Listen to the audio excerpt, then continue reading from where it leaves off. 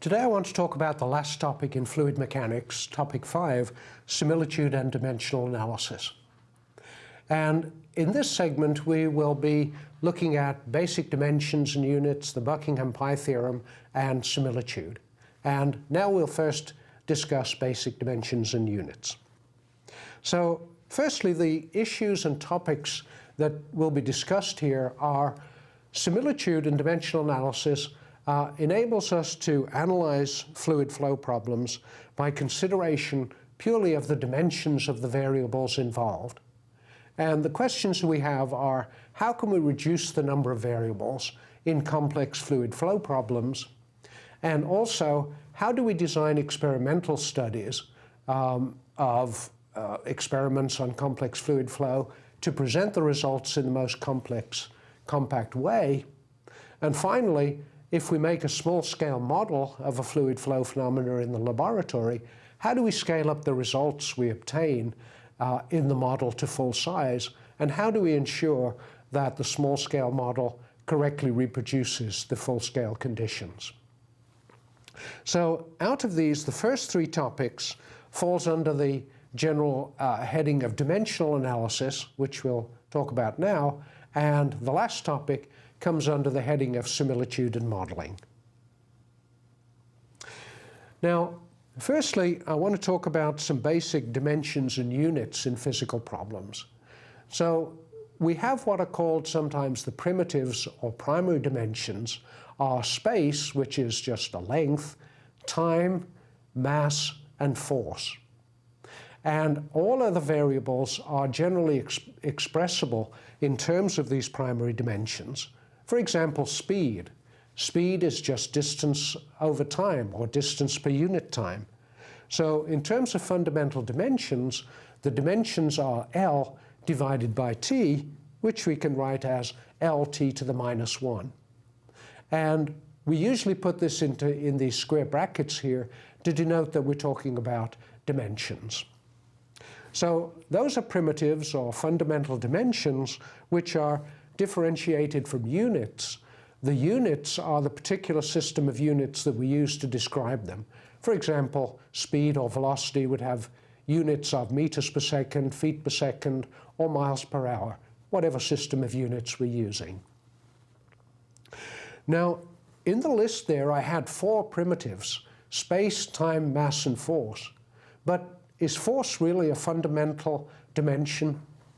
Well, no, it isn't, because it's related to mass and acceleration by Newton's second law of motion. So, in other words, the dimensions of force are the same as the dimensions of mass times acceleration. So, usually, we only have 3 fundamental dimensions: either mass length and time or force length and time. Now, the other thing which is really important is that any equation must be dimensionally homogeneous. And what that means is that all additive terms in an equation must have the same dimensions. An example is the Bernoulli equation. P over gamma plus v squared over 2g plus c is equal to a constant. And in this case, obviously, we see that we have z here, which is an elevation. In other words, that has dimensions of length, and therefore all of the other terms in this equation must also have dimensions of length, which indeed they do. You can check that for yourself. And so also must the constant on the other side have dimensions of length. So all additive terms in any physically real equation must have the same dimensions. If they don't, you know there's something wrong with that equation.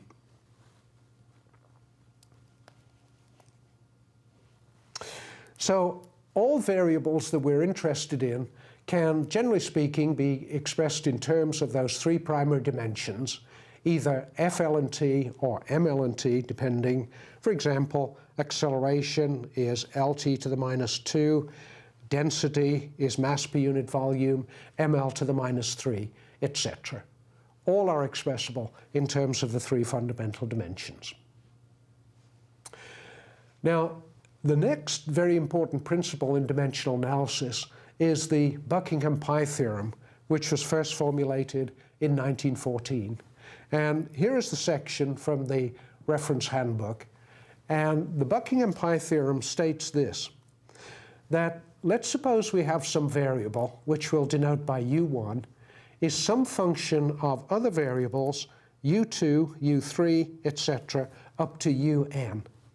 In other words, u1 is some function of these other variables, or it depends on these variables.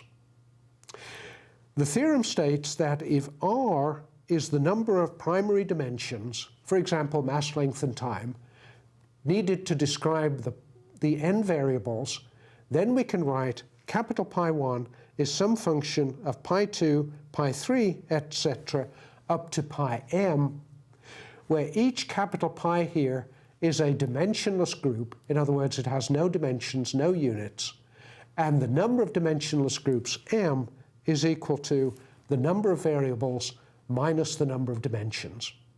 And this is the basic theorem of dimensional analysis due to Buckingham. Now, usually problems probably won't involve actual dimensional analysis. Usually what we'll do is just invoke a number of very common dimensionless groups that occur in fluid mechanics all the time, which I'll talk about as we go along. And this is a listing of the major dimensionless groups. For example, the Reynolds number is VL over nu, a Froude number, V over square root of GL, and these are the forces or the situations where these dimensionless groups are particularly important, which I'll discuss more when we discuss similitude in a moment. So most often in problems involving dimensional analysis, we will look for familiar groups from this listing here, rather than try to derive them from first principles.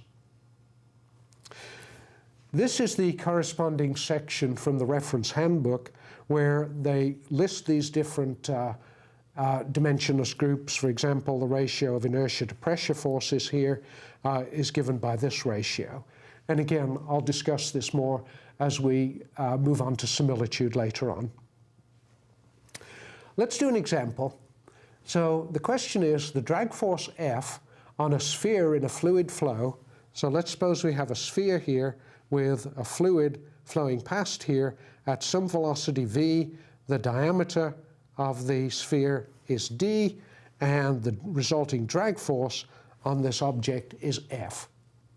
So we're given that the drag force is a function of diameter d, velocity v, and the fluid properties, the density rho, and viscosity v, mu.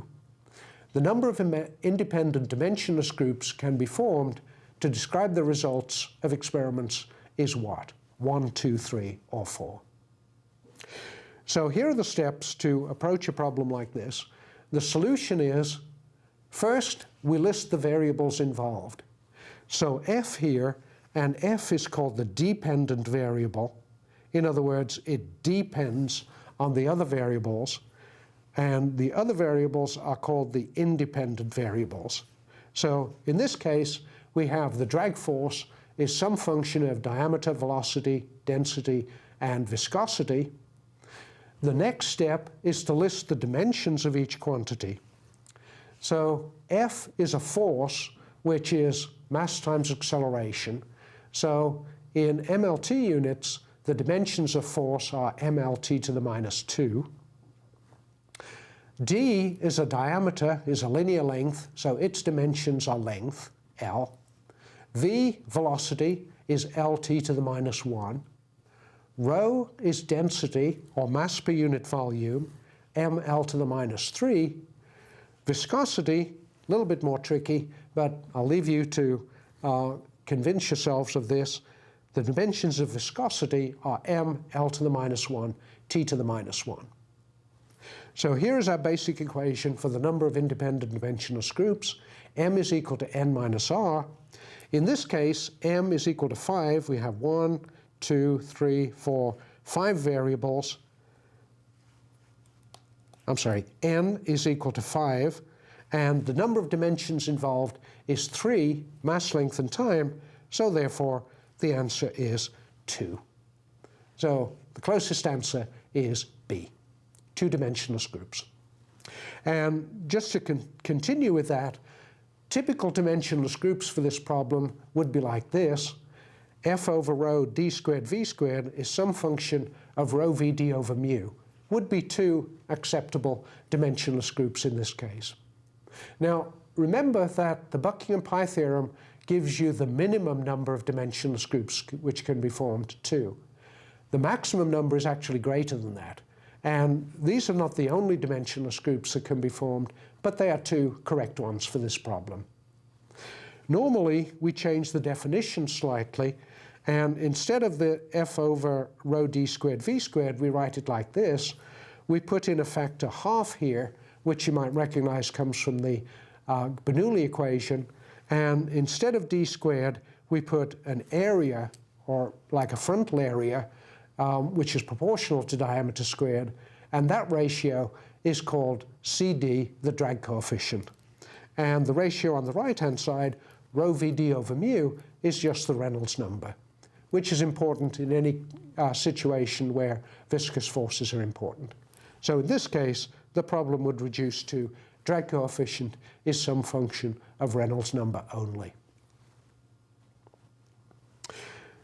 Next question, which of the following is a non-dimensional grouping where F is a force, rho is density, A is area, and U is velocity? So we're given 4 different alternatives here, and only one of these is a true non-dimensional group. Now, in this case, none of these groups are exactly the standard form that we had from that list of tables earlier. So just look for one which is similar to one of these groups.